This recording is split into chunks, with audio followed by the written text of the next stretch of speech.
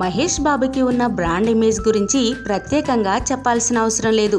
ఒకటా రెండా ఎన్నో ప్రొడక్ట్స్కి బ్రాండ్ అంబాసిడర్గా ఉంటూ వస్తున్నాడు. తాజాగా ఇప్పుడు ఎస్టీవీ అనే ఇంటర్నెట్ టీవీ కంపెనీ బ్రాండ్ అంబాసిడర్గా సైన్ చేసి 10 కోట్లు రెమ్యునరేషన్ తీసుకున్నాడట. ఏడాదిలో మహేష్ చేసే సినిమాల కౌంట్ కంటే మహేష్ చేసే అడ్వర్టైజ్మెంట్ల కౌంటే ఎక్కువగా ఉంది. దీన్ని బట్టి అర్థమవుతుంది మహేష్ ఇంట్రెస్ట్ అంతా సినిమాల మీద కంటే ఈ యాడ్స్ మీదే ఉందని. అసలు యాడ్స్కి మహేష్ అంత ప్రాధాన్యం ఎందుకు ఇస్తున్నట్టు అంటే, ఒక సినిమా చేస్తే 20 నుంచి 25 కోట్లు రెమ్యునరేషన్ వస్తుంది. అది కూడా 3-4 నెలలు డేట్స్ ఇస్తేనే వస్తాయి. కానీ యాడ్స్కి జస్ట్ ఒక వారం రోజులు డేట్స్ ఇస్తే చాలండి, 10 కోట్లు వస్తాయి. అలాంటి యాడ్స్ ఒక 4 చేస్తే 1 మంత్లో 40 కోట్లు వచ్చినట్టే. అందుకే మహేష్ యాడ్స్ మీద మోర్ ఇంట్రెస్ట్ చూపిస్తున్నాడు. అలా అని చెప్పి మహేష్ని నెగిటివ్ అనుకోవడానికి లేదు.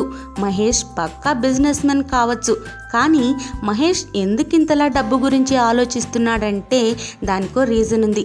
మహేష్ భార్య నమ్రతా శిరోద్కర్ డొనేషన్స్ ఎక్కువగా చేస్తుందట. మహేష్ కూడా డొనేషన్స్ చేస్తాడు.